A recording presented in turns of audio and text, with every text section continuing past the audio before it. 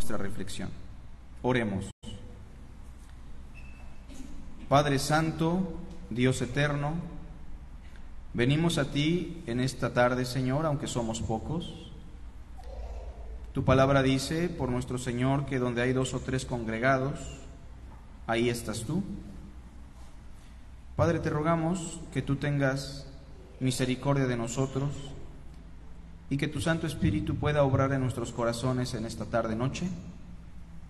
Te pedimos por aquellos hermanos que están a la distancia para que tu palabra pueda minar en sus corazones y que tu Santo Evangelio pueda ser proclamado de la manera correcta. Te damos a ti la honra, la gloria y la alabanza por todos los que están hoy aquí congregados, Señor, porque es por tu gracia y sobre todo te damos las gracias por Cristo. En su nombre te honramos, Señor, y te adoramos. Amén. Marcos capítulo 9.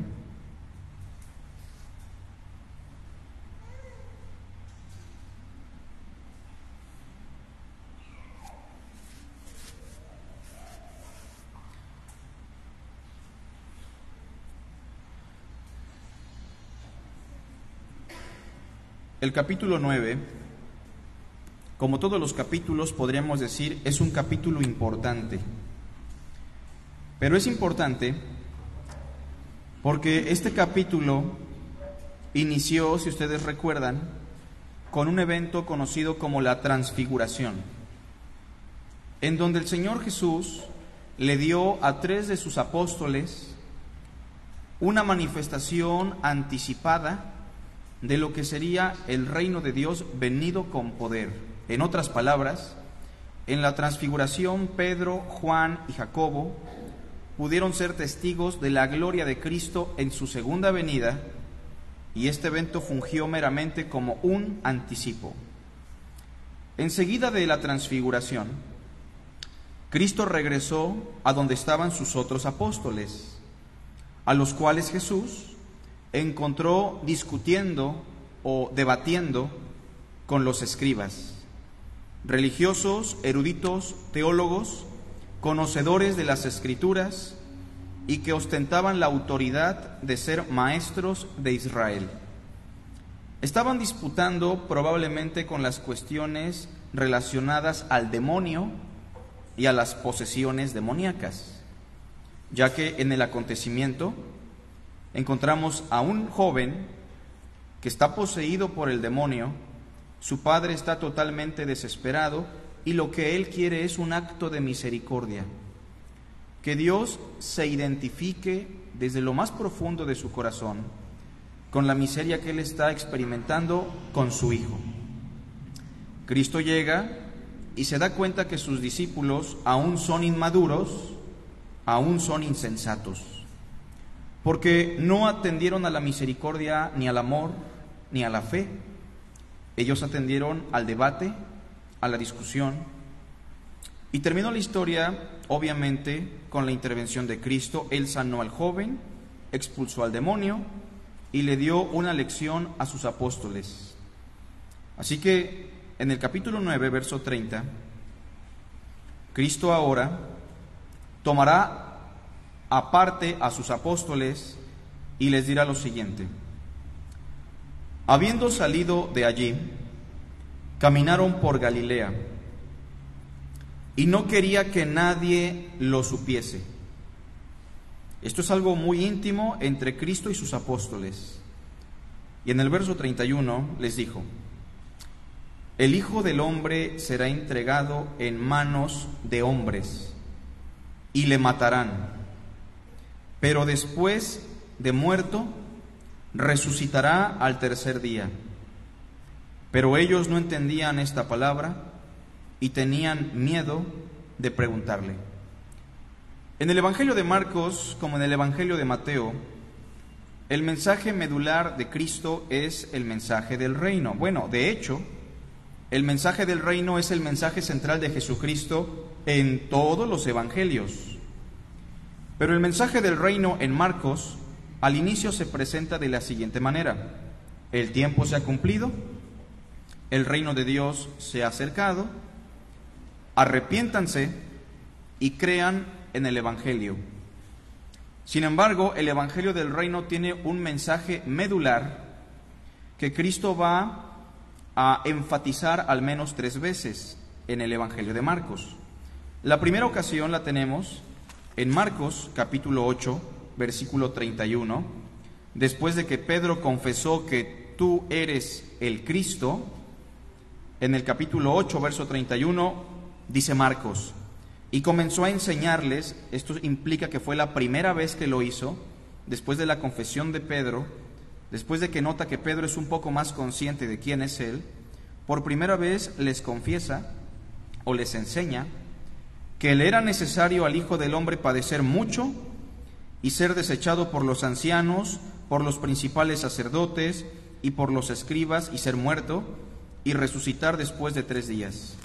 La segunda ocasión la tenemos obviamente en el texto que acabamos de leer, Marcos 9, verso 30 al 32. Y la tercera ocasión y la última la tenemos también en el Evangelio de Marcos, capítulo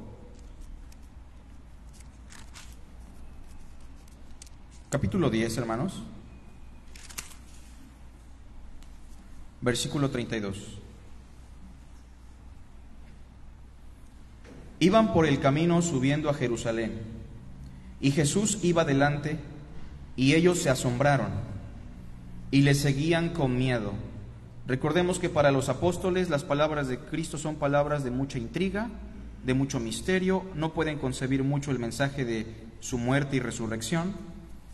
Entonces, volviendo a tomar a los 12 aparte, como lo leímos en el capítulo 9, les comenzó a decir las cosas que le habían de acontecer. He aquí subimos a Jerusalén, y el Hijo del Hombre será entregado a los principales sacerdotes y a los escribas, y le condenarán a muerte, y le entregarán a los gentiles, y le escarnecerán, le azotarán, y escupirán en él, y le matarán, mas al tercer día resucitará. O sea, podríamos decir que hay una hebra temática secuencial en el Evangelio de Marcos. El mensaje de que el Hijo del Hombre, y recuerden ese título, el Hijo del Hombre ha de morir o ha de ser asesinado por hombres, pero después de 3 días va a resucitar. Por eso, el día de hoy vamos a reflexionar sobre aspectos del Evangelio predicado por Jesucristo. Aspectos del Evangelio predicado ¿por quién? Por el mismo Jesucristo. Vivimos obviamente en una época en la cual el mensaje del Evangelio se ha distorsionado tanto en los círculos neopentecostales como en los círculos de sana doctrina, en círculos reformados, en círculos teológicos ortodoxos. Pero nosotros siempre tenemos que recordar que debemos conformarnos a las sanas palabras de nuestro Señor Jesucristo. Ahora bien, el mensaje de Jesucristo, ¿cuál fue? ¿Cómo lo predicó y qué predicó? Bueno, en primer lugar, debo destacar, y a partir de la cita que tenemos como base, Marcos 9, verso 30 al 32, número 1, un mensaje difícil de aceptar en el pensamiento judío. Primero hay que destacar eso.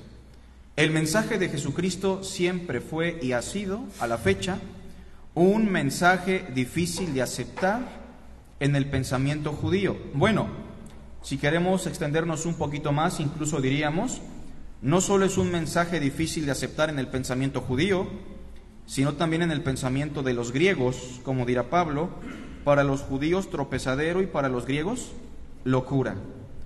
Y podríamos decir que para todo el mundo en general, el mensaje de Jesucristo es un mensaje difícil de aceptar. Si notan el primer punto, es interesante cómo ordené las palabras, porque cuando estaba elaborando el sermón quise colocar en el primer punto un mensaje difícil de entender, pero no quise poner esa palabra entender, porque preguntémonos, ¿el mensaje de Jesucristo es difícil de entender? Realmente no. Cuando el texto dice que aún no entendían, realmente el texto griego apunta más al hecho de que no lo aceptaban, o sea, que cognitivamente sí lo podían razonar tanto los apóstoles como la comunidad judía, pero más allá de que el mensaje fuera difícil de entender, sabemos que no lo es muy sencillo y muy claro hasta cierto punto. El problema del pueblo judío y del mundo en general es que el mensaje que predicó Jesucristo es un mensaje difícil de aceptar, y sobre todo en este texto, en el pensamiento hebreo. Primero quiero recordarles que en el capítulo 9, verso 31, como en casi todo el Evangelio de Marcos, el título que Cristo usa para referirse a sí mismo, por lo general, es el Hijo del Hombre. ¿Verdad que sí? En el mundo cristiano de Occidente y en nuestro tiempo, la forma en la que nosotros nos dirigimos al Salvador, o el título que más utilizamos, es Cristo o Hijo de Dios. Pero el Hijo del Hombre era el título que por excelencia predominaba en el tiempo de Jesús, para referirse a Él mismo y para referirse obviamente al Salvador o al Rey que Dios iba a exaltar para darle un reino eterno y toda la potestad. De hecho, me gustaría que ustedes vean el texto en el cual se forja por primera vez el concepto del Hijo del Hombre. Vamos a Daniel 7.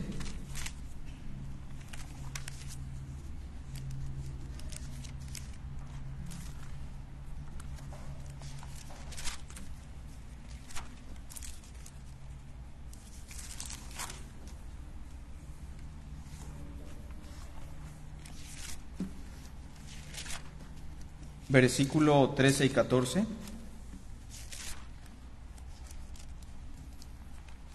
¿Lo tenemos? El profeta Daniel, que es uno de los últimos profetas, o al menos su época, fue una de las últimas en donde Dios habló de muchas maneras y muchas veces. En esta ocasión Dios le habló al profeta Daniel a través de una visión. Y en el capítulo 7, verso 13, el texto dice así: Miraba yo en la visión de la noche, y he aquí con las nubes del cielo venía uno como un hijo de hombre. La visión nos presenta a un personaje al cual el profeta Daniel describe como el Hijo del Hombre. Ahí está el título por primera vez usado para hablar del Mesías o para hablar del Salvador.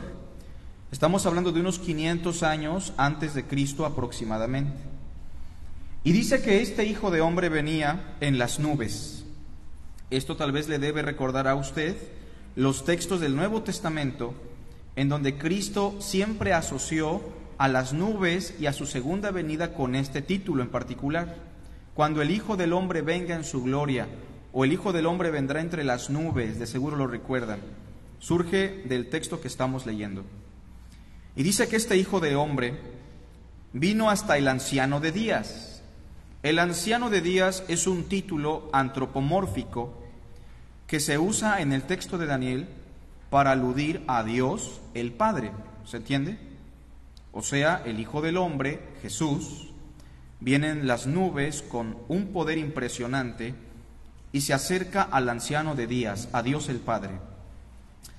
Y dice el verso, en el 13 al final, y le hicieron acercarse delante de él. ¿Todos juntos? Y le fue dado dominio, gloria y reino. Cada vez que hablamos del Hijo del Hombre, debemos asociar el título Hijo del Hombre con los aspectos que tienen que ver con el reino, la potestad, la gloria, el poder, el dominio, el imperio. Hijo de Hombre o el Hijo del Hombre es un título que es sinónimo del Rey exaltado por Dios el Padre. El hombre al que Dios le dará toda la potestad. ¿Se entiende la idea? Para que todos los pueblos, naciones y lenguas le sirvieran. Su dominio es dominio eterno, mayor al de Salomón y al de David, que nunca pasará, y su reino uno que no será destruido. Ahora, el texto que acabamos de leer, pregunto, ¿tiene algún vestigio de la muerte del Mesías? ¿Habla de su humillación? o de que será asesinado por los hombres? ¿Verdad que no? Y es por eso que para el pensamiento hebreo, asociar el título Hijo del Hombre, que tiene que ver más con aspectos de la exaltación que con aspectos de la humillación, asociar ese título con la muerte del Mesías es algo para ellos incoherente, que no tiene cabida, porque el texto de Daniel para ellos habla exclusivamente de exaltación. Así que el mensaje del Evangelio de Cristo es un mensaje difícil de aceptar, en primer lugar porque estamos hablando del Dios que se hizo carne, que ha de reinar eternamente, pero que va a morir humillado por su propio pueblo. Veamos, por ejemplo, el pensamiento en Juan capítulo 12, y tengamos siempre Marcos a la mano.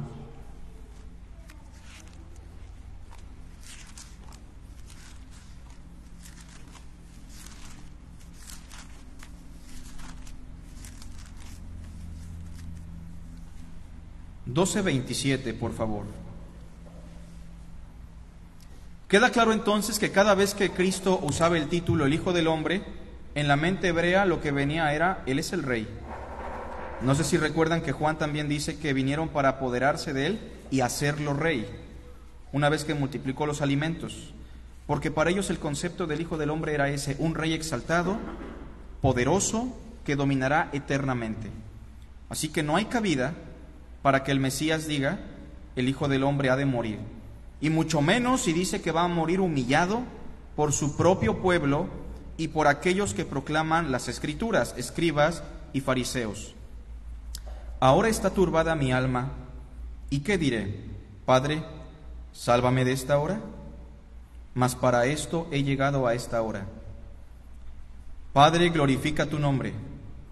Entonces vino una voz del cielo, lo he glorificado y lo glorificaré otra vez. Y la multitud que estaba allí y había oído la voz, decía que había sido un trueno. Otros decían, un ángel le ha hablado. Respondió Jesús y dijo, no ha venido esta voz por causa mía, sino por causa de vosotros. Ahora es el juicio de este mundo. Ahora el príncipe de este mundo será echado fuera. Y yo, si fuere levantado de la tierra, a todos atraeré a mí mismo. Cuando Cristo dijo, si fuere levantado de la tierra, no se refería a su resurrección. El versículo 33 deja muy en claro, y decía esto dando a entender de qué muerte iba a morir. O sea, ser levantado de la tierra apuntaba a la tortura de la crucifixión. La gente se espantó, y dice el versículo 34, le respondió la gente, nosotros hemos oído de la ley. Cuando los judíos hablan de la ley no siempre hablan del Pentateuco, a veces hablan de todo el canon o de la Tanaj del Antiguo Testamento. Nosotros hemos oído de la ley que el Cristo permanece para siempre. Pregunto yo, ¿eso lo dice la Escritura, sí o no? ¿La Biblia dice que el Cristo permanece para siempre, sí o no, hermanos? Tú eres sacerdote para siempre, según el orden de Melquisedec, porque un niño nos es nacido, hijo nos es dado, y el principado sobre su hombro. Y más abajo dice, lo dilatado de su imperio y de su reino no tendrán fin. Sobre el trono de David, su padre, se sentará y gobernará en juicio y en justicia. De manera que ellos tenían razón. La Biblia dice que el Cristo permanece para siempre. Pregunta, ¿cómo pues dices tú que es una necesidad o que es necesario que el Hijo del Hombre del cual nos habló el profeta Daniel, que es un rey exaltado, sea levantado en ese evento de la crucifixión? ¿Se entiende que para ellos no tenía cabida? En todo caso, explícanos, dice la pregunta final, ¿quién es este Hijo del Hombre? Porque al que nosotros leemos en Daniel, efectivamente no debe ser. El pensamiento hebreo siempre ha sido muy negativo, porque el pensamiento hebreo del tiempo de Cristo era una perspectiva que se centraba únicamente en los aspectos de la exaltación, pero no en los aspectos de la humillación. Algo así como el cristianismo de cristal, que solo se fija en los aspectos hermosos, bendiciones, promesas, pero no en las implicaciones de seguir al Mesías. Escuchemos con atención Lucas, por favor, capítulo 24. Este pasaje me encanta porque manifiesta cómo el pensamiento judío estaba totalmente parcial hacia lo concerniente a la obra del Mesías. ¿Sí recuerdan que Cristo murió y resucitó, y cuando resucitó se encontró a 2 de sus discípulos caminando? Y se fue platicando con ellos porque estaba velado para ellos. Y en el versículo 17 del capítulo 24 de Lucas, les preguntó y les dijo: ¿qué pláticas son estas que tenéis entre vosotros mientras camináis? ¿Y por qué estáis tristes? A ver, platícanme un poquito de por qué están tristes y qué vienen platicando. Respondiendo uno de ellos, que se llamaba Cleofas, le dijo: ¿eres tú el único forastero en Jerusalén que no ha sabido las cosas que en ella han acontecido en estos días? Entonces él les dijo: ¿qué cosas? Y ellos le dijeron: de Jesús Nazareno. ¿Todos juntos? Que fue varón profeta, poderoso en obra y en palabra delante de Dios y de todo el pueblo. Pregunta, ¿lo tenían en estima o no? ¿Lo veían como un hombre de Dios? ¿Pero llenaba los zapatos del Hijo del Hombre para ellos? No. Profeta, poderoso en obra, Dios estaba con él. Dice el versículo 20: ¿y cómo le entregaron los principales sacerdotes y nuestros gobernantes a sentencia de muerte y lo crucificaron? ¿No les había dicho eso ya con anticipación? Era muy claro Jesús. 21, todos juntos. Pero nosotros esperábamos que Él era el que había de redimir a Israel. ¿Había disolución? Sí, falta de expectativa. Habían dejado de colocar en Él la esperanza mesiánica. La muerte de Cristo no estaba en los planes del pensamiento hebreo, pero sí estaba en las Escrituras, ¿entiende? Ellos colocaron los ojos y la lupa en aquellos aspectos de los profetas que solamente hablaban de la exaltación y de las glorias de Israel. 21. Pero nosotros esperábamos que Él era el que había de redimir a Israel, y ahora, además de todo esto, hoy es ya el tercer día que esto ha acontecido. O sea, tenían idea de la resurrección porque Él se los dijo, pero estaban muy apáticos y llenos de pesimismo. Aunque también nos han asombrado unas mujeres de entre nosotros, o sea, parte del grupo de los discípulos, que antes del día fueron al sepulcro, y como no hallaron su cuerpo, vinieron diciendo que también habían visto visión de ángeles, quienes dijeron que Él vive. Y fueron algunos de los nuestros al sepulcro y hallaron así como las mujeres habían dicho, pero a Él no le vieron. Entonces Él les dijo, y escuchemos bien, primero les dice: oh insensatos, o sea, torpes, tontos, oh insensatos y tardos de corazón, para entender o para aceptar, esa es la idea. La idea tiene que ver con aceptación, pero Cristo dice: y tardos de corazón para creer todo. Esa es la palabra clave. ¿Ellos creían o no creían? Sí creían, pero no creían todo. Tardos de corazón para creer todo lo que los profetas han dicho. Es decir, ¿ustedes creen que los profetas dicen el Cristo permanece para siempre? El Cristo ha de reinar. El Hijo del Hombre ha de recibir toda la potestad, pero son tardos de corazón para creer todo lo que los profetas han dicho. Todos juntos. ¿No era necesario que el Cristo padeciera estas cosas y que entrara en su gloria? Y comenzando desde Moisés y siguiendo por todos los profetas, les declaraba en todas las Escrituras lo que de él decían. Así que en primer lugar, el mensaje que Cristo predicó fue un mensaje difícil de aceptar en el pensamiento judío. Y esto lo debemos trasladar a nuestra época. Sigue siendo un mensaje difícil de aceptar para la gente que nos rodea.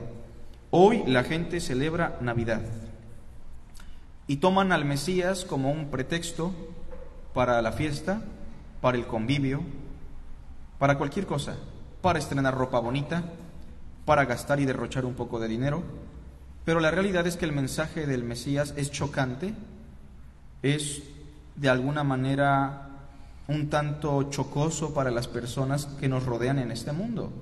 Y debemos entender que nunca vamos a encontrar las condiciones perfectas para predicar el mensaje del Evangelio.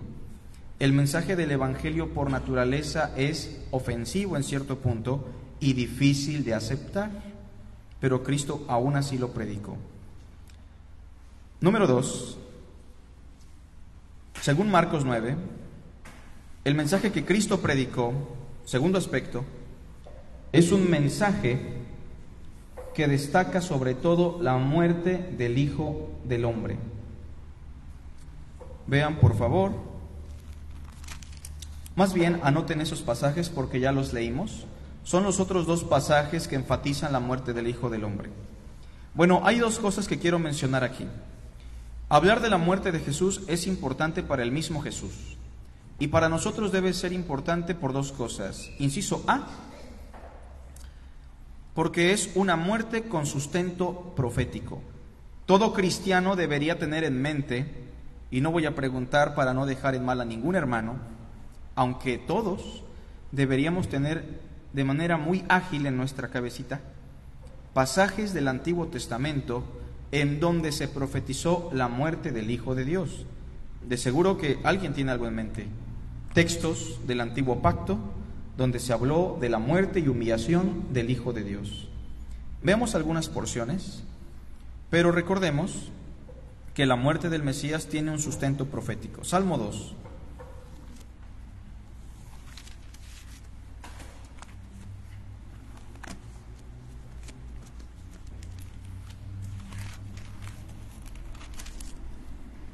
A veces pensamos que Jesús habló por hablar, o que Cristo dijo las cosas que dijo porque el Padre se las revelaba en ese momento. Pero en muchos de los casos lo que Cristo hace es simplemente citar las Escrituras. Su autoridad y su fundamento siempre fue el texto sagrado. El Salmo 2 dice, verso 1, hace una pregunta el salmista: ¿por qué se amotinan las gentes y los pueblos piensan cosas vanas? El mundo es así. Es un mundo que se amotina y piensa cosas vanas. Y el verso 2 nos dice por qué. Nos profetiza: se levantarán los reyes de la tierra. ¿Quiénes serán esos reyes que se van a levantar?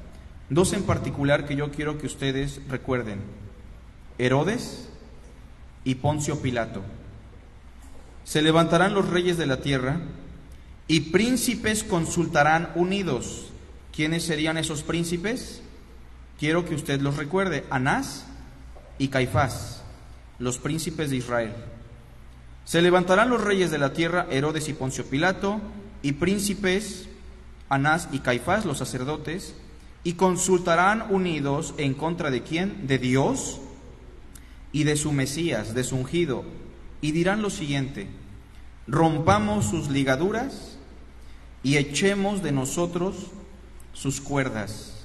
Este texto lo cita el apóstol Pedro precisamente para decir que al Hijo de Dios, Herodes, Poncio Pilato y los sacerdotes lo entregaron a sentencia de muerte. También Isaías 53, que no lo voy a buscar, pero todos se lo saben, es un pasaje que habla de la muerte y la humillación del Hijo de Dios. Mas él herido fue por nuestras rebeliones, molido por nuestros pecados, el castigo de nuestra paz fue sobre él y por su llaga fuimos curados. Salmo capítulo 22, Zacarías capítulo 12, tenemos un sinfín de pasajes que nos hablan de la muerte del Mesías. Inciso B, hermanos.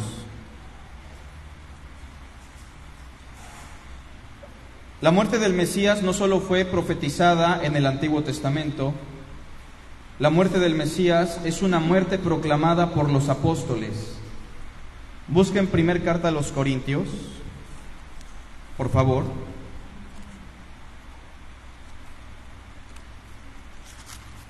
La primera carta a los Corintios, capítulo 1.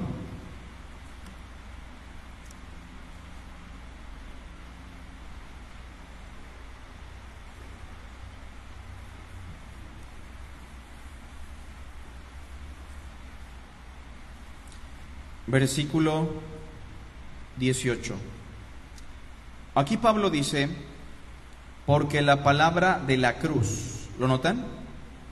Cuando hablamos de la palabra de la cruz, no estamos hablando del famoso crucifijo que algunos podemos tener en casa o en alguna cadenita. Cuando hablamos de la cruz, Pablo está usando una expresión metafórica, se conoce como la metonimia. La metonimia es un emblema. Básicamente por cruz entendemos muerte, crucifixión, es la idea, la muerte de nuestro Señor. Y Pablo dirá, porque la palabra de la crucifixión, el mensaje de nuestro Señor que fue muerto en la cruz, es locura para los que se están perdiendo. Es una locura, es algo descabellado para la gente que lo escucha por lo regular. La gente perdida escucha este mensaje como un mensaje insensato. Pero a los que se salvan, esto es, a nosotros, es poder de Dios. Versículo 22. Porque los judíos siempre para aceptar algo que tienen que pedir, señales. No sé si recuerden que siempre le pedían señales a Jesús y de otra manera no aceptaban nada. Y dice el versículo 22, y los griegos por su parte buscan sabiduría. Pero nosotros, dice el apóstol Pablo, verso 23, nosotros predicamos a Cristo crucificado. Nuestro mensaje no es que usted va a ser millonario. Nuestro mensaje no es que usted va a sanar de todos sus achaques. Nuestro mensaje es que probablemente usted nunca va a ser rico. Es más, probablemente siempre va a estar batallando con el dinero. Nuestro mensaje es que probablemente usted siempre va a estar enfermo y que puede llegar a morir por la enfermedad. Pero el mensaje que predicamos es que Cristo murió en la cruz y que por sus llagas fuimos sanados, que su muerte nos da una esperanza de salvación y perdón de pecados, que sobrepasa por mucho la crisis temporal que tenemos hoy. Dice el versículo 24, mas para los llamados, así judíos como griegos, Cristo es poder de Dios y sabiduría de Dios. Así que el mensaje de Cristo enfatiza constantemente su muerte. Inciso B, perdón, ya le dije, ¿verdad? Punto número 3. El mensaje predicado por Jesucristo en tercer lugar es un mensaje que destaca la resurrección del Hijo del Hombre. Este es el segundo aspecto a destacar, la resurrección. La resurrección de Jesús seguramente es muchas veces opacada por la crucifixión en el mensaje del cristianismo. Pero cuando predicamos el Evangelio no solamente tenemos que predicar la crucifixión, sino también la resurrección. De hecho, este es el mensaje que más encontramos enfatizado en la predicación de los apóstoles. Bueno, en el inciso A primero, quisiera explicar que la resurrección tiene sustento profético. Ahora, tal vez es más fácil para nosotros encontrar textos en el Antiguo Testamento que hablen de la muerte que de la resurrección. Pero al menos quiero proporcionarles algunos que son importantes. El Salmo 110, por favor.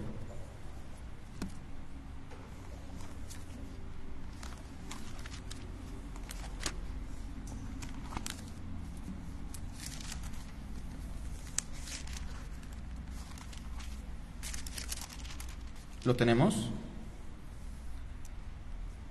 Verso 1, que es el texto que se usa para hablar de la ascensión del Hijo de Dios por implicación de su resurrección. El Eterno le dijo a mi Señor.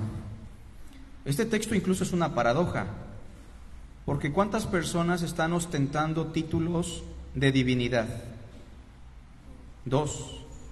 El Eterno, el Hashem, el Innombrable, le dijo a mi Adonai, se entiende, a mi Señor, siéntate a mi derecha. ¿Eso por implicación qué es? ¿Vas a reinar? ¿Tendrás la misma potestad que yo? Sabemos que se lo está diciendo al Hijo del Hombre en condición humana.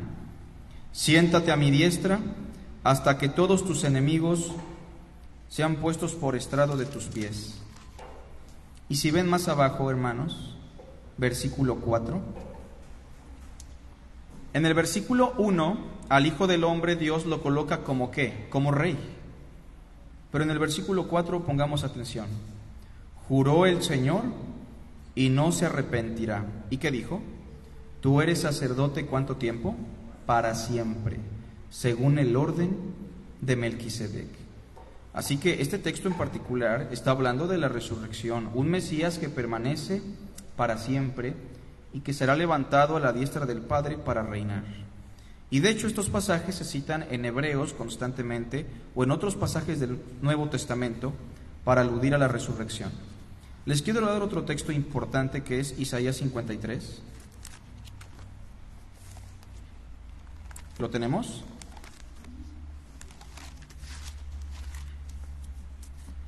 Sobre todo Isaías es recordado por la obra de humillación que sufriría nuestro Señor Jesucristo. Pero en Isaías 53 también encontramos vestigios de la resurrección. Veamos con atención el verso 5. Dice: Mas el herido fue por nuestras rebeliones, molido por nuestros pecados. El castigo de nuestra paz fue sobre él, y por su llaga fuimos nosotros curados. Todos nosotros nos descarriamos como ovejas, cada cual se apartó por su camino. Mas el Señor cargó en él el pecado de todos nosotros. Angustiado él y afligido, no abrió su boca.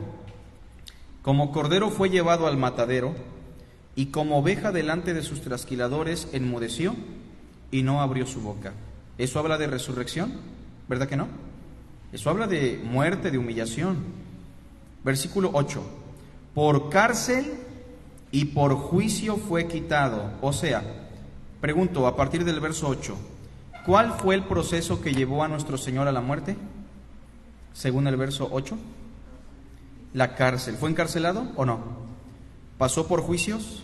Sí. A través de la cárcel y a través de juicios fue quitado. O sea, fue muerto, esa es la idea. Y nos hace una pregunta el profeta: ¿y su generación? ¿Quién la contará? Pregunto yo, ¿el Mesías tuvo hijos? ¿Verdad que no? Ahora, pensemos como judío. Cuando el profeta Isaías dice, ¿y su generación quién la contará?, está hablando de algo que es humillante para un hombre judío. Sí recordarán que para un hombre judío, una de las cosas más valiosas era tener prole, tener una generación. Ellos se jactaban en eso. También las mujeres, obviamente con mayor razón los hombres, porque si el hombre no dejaba una generación, ¿qué decía la ley? Su hermano tenía que dejarle generación o descendencia. O sea, el Mesías no tuvo generación, y obviamente que la voluntad de Dios así fue para con él. Pero el versículo 8 nos dice después: no tuvo generación porque fue cortado de la tierra ¿de quién? De los vivos. Lo mataron, lo asesinaron. La verdad es que por la rebelión de mi pueblo fue herido, murió por el pueblo. Verso 9: y se dispuso con los impíos su sepultura. ¿Sí recuerdan que lo querían dejar con los dos malhechores que estaban a su lado? ¿Pero qué pasó al final? Mas con los ricos fue en su muerte. Recordemos que fue sepultado en un lugar de ricos, una tumba de un hombre llamado José de Arimatea. Aunque nunca hizo maldad, nunca pecó, ni hubo engaño en su boca. Pero ¿verdad que estamos hablando de la resurrección? Y pareciera que estamos enfatizando más la humillación. Por eso quiero que pongan mucha atención. Verso 10. Con todo eso que acabo de leerles, hermanos, sumándole a todos los malestares experimentados, sumado a ello el mismo Dios, el mismo Eterno, quiso quebrantarlo. El texto hebreo se puede entender como que Dios mismo lo quiso aplastar y lo sujetó a padecimiento.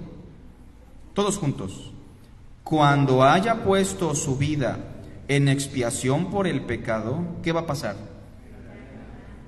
Reflexionemos sobre esa primera frase: verá linaje. ¿Qué dijimos con anterioridad? Que no dejó generación. Pero ¿por qué el texto dice verá linaje? ¿Tuvo linaje o no tuvo linaje el Mesías? Bueno, depende de la perspectiva. Desde una perspectiva humana y física, su generación no se puede contar porque no dejó generación. pero verá linaje en el sentido de que el Mesías tiene un fruto. Hay una descendencia del Hijo de Dios, y esa descendencia somos nosotros. Por eso Isaías le llama Padre eterno figuradamente, no porque sea el Padre, Él es Dios, el Hijo, pero Él verá linaje, somos nosotros. Pero si verá linaje, esta expresión está implicando entonces que el Mesías no quedó muerto, ¿estamos de acuerdo? Sino que resucitará. ¿Qué más dice? Vivirá por largos días. Obviamente, si va a vivir por largos días, y la profecía es una profecía homogénea, antes de resucitar o antes de vivir por largos días, Él tuvo que morir. Así que el Mesías murió, pero verá linaje, vivirá por largos días. ¿Y cómo termina el texto? Y la voluntad del Señor será en su mano, en su dominio, prosperada. Todo lo que el Mesías haga es voluntad de Dios y va a prosperar. El linaje también se describe en el verso 11 de la siguiente manera: verá el fruto de la aflicción de su alma. Hermanos, los que estamos congregados en esta tarde, ¿qué somos? ¿Somos el fruto de qué? De la aflicción del alma de nuestro Mesías. ¿Y nos está mirando? ¿Nos ve? Sí, Él dijo: yo estoy con vosotros todos los días hasta el fin del mundo. Verá el fruto de la aflicción de su alma y quedará satisfecho, porque llegarán los que tendrán que llegar, el grupo de redimidos que Dios predestinó y escogió desde la eternidad. Por su conocimiento justificará mi siervo justo a muchos y llevará las iniquidades de ellos. Bueno, veamos Hechos 2, por favor. Estamos diciendo que la resurrección tiene un sustento profético. Hechos capítulo 2. Y ya vamos a terminar, hermanos. Si por ahí ve que su hermano de juntos está durmiendo, no lo vaya a despertar, porque me costó trabajo, ¿sale? No es cierto, no se nos vayan a dormir, hermanos. Ahorita vamos a partir un pastel, si no estoy equivocado, ¿verdad? Entonces, no se me duerman. Hechos 2. Vean por favor conmigo, versículo 22. Pongamos atención. 2, 22, sí, hermano. El Salmo 111 también sería profecía de la resurrección, que dice el Señor a mi Señor, siéntate a mi derecha y diestra hasta que pongas tus enemigos por detrás de tus pies. Sí, claro. Sí lo mencionamos, ¿verdad? Sí lo mencionamos, hermano. 110, 1 y 4. Les digo que no se me estén... Ah, cierto, hermano. No, pero sí, el hermano lo está confirmando, porque él se dio cuenta que algunos no pusieron atención. Bueno, está bien, hermanos. 2:22, dice así: Pedro está predicando por primera vez públicamente. Esto es algo interesante, porque si Pedro estuviese en nuestra iglesia, y con el testimonio que tuvo y los fracasos que tuvo, y sabemos que va a predicar por primera vez al grupo, pues todos estaríamos como que, a ver cómo va con Pedrito, ¿no? Porque al rato no vaya a querer pegarle a alguien, ¿no? Entonces, imaginemos a Pedro ya en un estado de madurez, ha pasado por muchas pruebas, ha tenido un mal testimonio o regular, ha sido un poco inconstante, pero al final de cuentas es un hijo de Dios al que Cristo capacitó, ¿se entiende? Y en este momento pareciera que el Señor lo va a ayudar. Varones israelitas, oíd estas palabras: Jesús Nazareno, varón aprobado por Dios entre ustedes, con las maravillas, prodigios y señales que Dios hizo entre vosotros por medio de él, como vosotros mismos sabéis. A entregado por el determinado consejo y anticipado conocimiento de Dios, como lo pueden leer bien en los profetas, prendisteis y matasteis por manos de inicuos. O sea, las manos de inicuos en el pensamiento hebreo serían las manos de los reyes paganos y de los gentiles, crucificándole. Aquí viene el asunto de la resurrección. Al cual Dios levantó sueltos los dolores de la muerte, por cuanto era imposible que fuese retenido por ella. ¿Por qué? Les voy a decir por qué. Porque David dice en el Salmo 16: veía al Señor siempre delante de mí, porque está a mi diestra no seré conmovido. por lo cual mi corazón se alegró y se gozó mi lengua, y aún mi carne descansará en esperanza. ¿Cómo es posible que David tenga la esperanza a pesar de que sabe que va a morir? Dice el 27, porque no dejarás mi alma en la muerte. Quiero dejar en claro que el Hades no es el infierno y nunca se usa como el infierno. El cristianismo ha tenido un mal entendimiento sobre esto. Ahorita vamos a ver que el Hades en todo caso siempre se usa como un sinónimo del poder de la muerte, como un estado de existencia. Porque no dejarás mi alma en la muerte o en el Hades, ni permitirás que tu santo vea corrupción.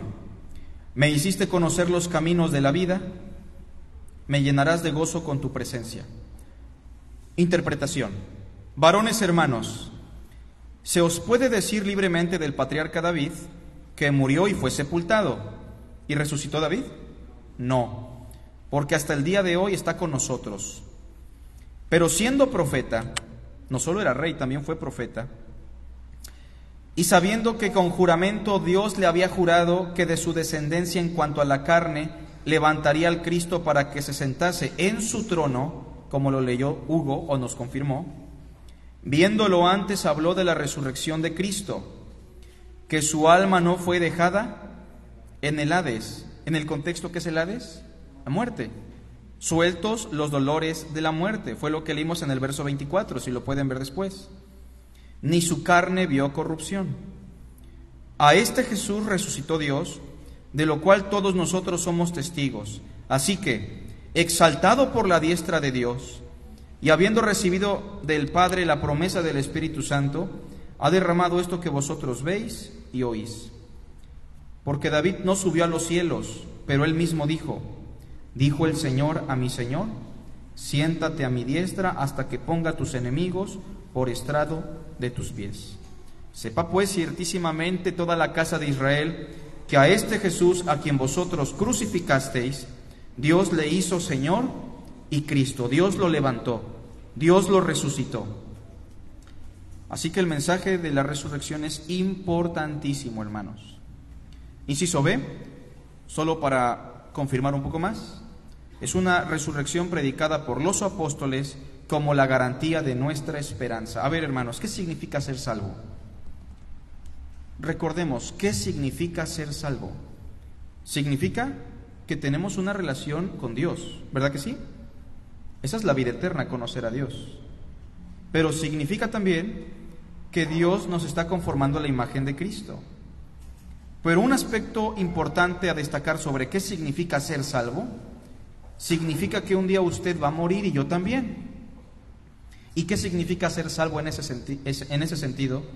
Que nosotros no le tenemos temor a la muerte porque tenemos una esperanza. ¿Cuál es? La resurrección, que vamos a resucitar con el mismo cuerpo, pero sin las limitantes que tiene nuestro cuerpo hoy. No hay enfermedad, no habrá dolor, no habrá limitaciones, no vamos a envejecer, vamos a resucitar como el Hijo de Dios resucitó. Esa es la esperanza de nuestra salvación, que nos vamos a volver a ver. Cristo lo dijo, los volveré a ver. ¿Se acuerdan? Él fue muy claro, yo soy la resurrección y la vida.